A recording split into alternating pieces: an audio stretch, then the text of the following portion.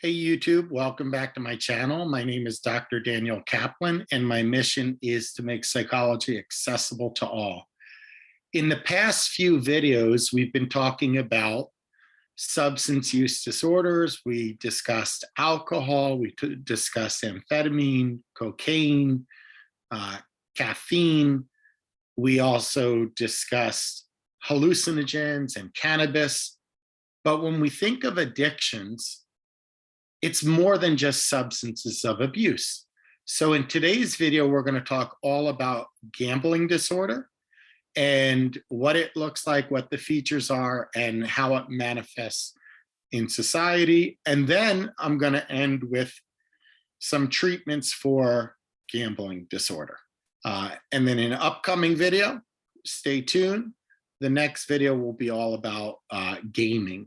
So without further ado, let's talk about gambling disorder. So if we're gonna talk about gambling disorder, I think it's reasonable to start with some basic definitions. What is gambling? Well, gambling is any time you're risking money or any other thing of value on an outcome that is an unknown or is subject to chance. So that's gambling, right? When we talk about addiction, we talk about chronic illness that is evidenced by persisting with whatever the addiction is, despite the health or social consequences. Now, more specifically, we're going to talk about the criterion to be diagnosed with a gambling disorder. Similar to other forms of addiction, we're going to track gambling for 12 months. And you need 4 or more of the following features. Now, I bold and underlined it because when we talked about the various substances of abuse, you only needed 2 features. But when it comes to gambling, you need 4 or more at a minimum. So you need to gamble with increasing amount of money to achieve the desired excitement. You struggle or become irritable when trying to cut down or stop gambling. You might have even had unsuccessful attempts in the past. You might have some preoccupation or romanticizing past gambling or preparing for another gambling episode. A person may use gambling as a coping mechanism for guilt and helplessness.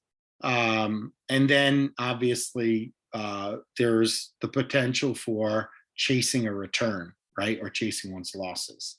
And so if a person lost a significant amount of money, they might come back to, let's say if they're playing poker or blackjack, they might come back to the table the next day in an attempt to recoup their losses. And that's risky, right? Because with most table games, you know that you're at a significant disadvantage relative to the house. Now, this gambling people might do in secrecy, or they might conceal the extent to which they are gambling. They might have jeopardized friendships, their jobs, romantic partners. It could also interfere with a person's financial situation, or it could create some legal problems, right? So when we look at these 9 criteria, all you need is 4. So all of that being said, these gambling episodes can't be part of a manic episode, because a person who has bipolar disorder in a manic episode, they do become more impulsive, and gambling is one of the features of impulsivity. So let's talk about the various subtypes. And I put pictures throughout, not that it has direct relationship to what I'm saying, but because these are different forms of gambling a person can do. So a subtype, you can have either an episodic or persistent gambling disorder. An episodic disorder is where a person has periods where they're not gambling, or the symptoms of gambling disorder subside. And it could subside for months at a time and then reemerge. So that's episodic. Whereas persistent is where the person continues to gamble without a let up from the symptoms. And this can go on for years at a time. So episodic, there are breaks. In the gambling disorder. Persistent, there are not. We also, I mentioned the criteria for the different levels of severity. I bold and underlined the fact that you need a minimum of 4 symptoms. However, we can have all the way up to 9, and the level of severity is indicated by that. So if we say you have a gambling disorder mild, or a mild gambling disorder, that means you have 4 to 5 of the symptoms in criterion A met. Moderate would be 6 to 7, and severe would be 8 to 9. Now, what happens if a person stopped gambling? They're in recovery, they started working on it, whatever it might be. We can use remission criteria as well. So if a person stopped gambling and meets none of the criteria for gambling disorder anymore for at least 3 months, that's early remission. So 3 months all the way up to 12 months is early remission. And if a person is continued to not have symptoms or the criteria of gambling disorder not met, after a year, we call that sustained remission. So what is the prevalence? Gambling disorder in the general population is anywhere between 0.2 to 0.3%. And across the lifetime, it goes all the way up to roughly 1% at its peak. Now, gambling disorder, it can occur at any point. It can even start in adolescence, but it's most common in early and middle adulthood. Again, think about when you're 21, that's when you could legally gamble in the United States. So 21 is early adulthood. Doesn't mean people don't gamble prior to being of legal age. And it doesn't mean that people don't gamble in retirement age with their retirement money. But the most common scenario is early adulthood and middle adulthood. There are gender differences. Males are 3 times more likely to develop a gambling disorder. On average, it's about 0.6% of males and 0.2% of females. Now, if we go back to the criterion A, there was a symptom for excitement and there was a symptom for escape or calming. If we were to look at the gender divide, we see another interesting finding. More often than not, females report gambling as escape gambling, which is meant to calm or relax, whereas males report action gambling, which is for the thrill or the excitement.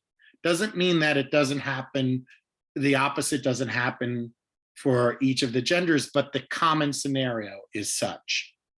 We see ethnic divisions as well. African Americans gamble, it's roughly 0.9%, Caucasians 0.4%, Hispanics 0.3%. So there are some important ethnic differences as well. So what are some common gambling activities? Well, I showed you a few pictures already, but it could be racetrack betting, the OTB.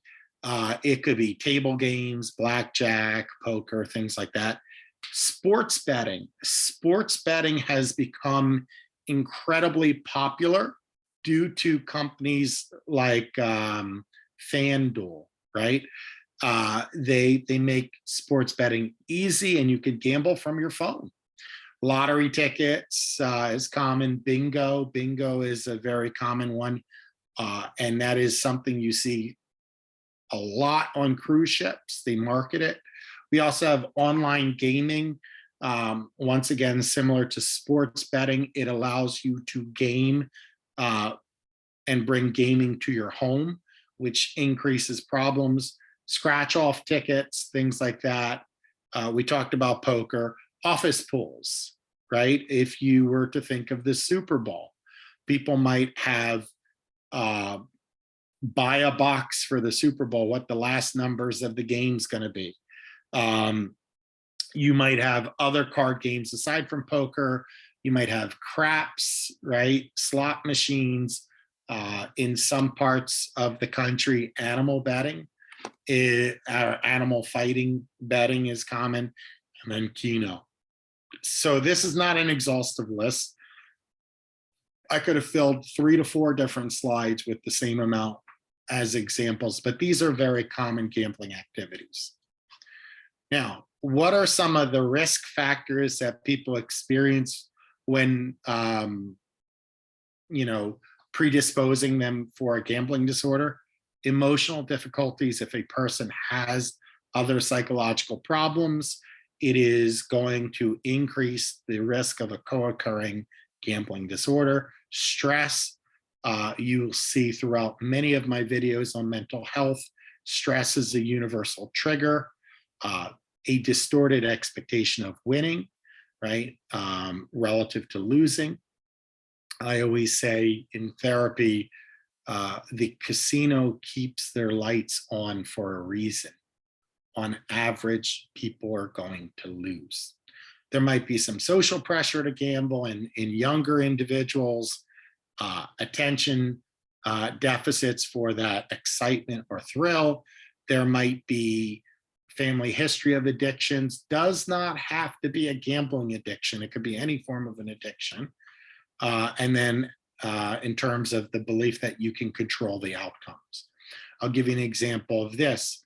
In blackjack, there is something called basic strategy. So even with basic strategy, you still are at a disadvantage over the casino.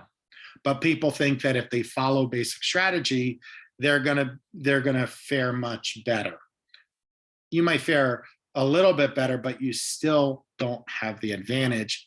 And unless you actually can count cards, you probably are going to lose, right? If you stay there long enough time, when it comes to even blackjack, where there is a mathematical probability and you can follow basic strategy, you're still likely to lose the longer you're there. So that's risk factors. What about treatment? So some people might stop gambling on their own, which is great, but most people need some form of intervention. However, what we see is that only 1 out of every 10 people with a gambling disorder are seeking treatment. So they are struggling, they are suffering with that condition, and potentially causing financial ruin to the family. So if a person does go into treatment, here are some of the common treatment modalities. Cognitive behavioral therapy, we're going to focus on your thoughts, emotions, and behavior and the relationship between these components. Psychodynamic therapy, we might do a deeper dive on what your motivation and drives are. Group therapy and support groups, we might put you in a situation where there are other people who are experiencing gambling disorder and you process it together. And then family therapy. Family therapy can be quite beneficial when it comes to gambling disorder because similar to other addictions, people may not realize that they have a problem or they might deny that they have a problem. So having the family on board to help navigate the treatment process is going to be important. So that is gambling disorder. I hope you found it useful. In the next video, we're going to talk about internet gaming and that form of an addiction. So stay tuned for that. If you learned something new, if you like the content in this video, please give me a big thumbs up, hit the like button, subscribe, click the notifications tab. All of these things help me bring this video to a larger audience and help me fulfill my mission of making psychology more accessible. Last request I have for you is that if you have any thoughts about the video, if you have any reaction to the video, if you have any questions that were unanswered in the video, please put it in the comment section. I read every comment. I respond to every comment. And that's my way of helping this become more of a learning community. And I need your help with that. So until next time, take care, everybody.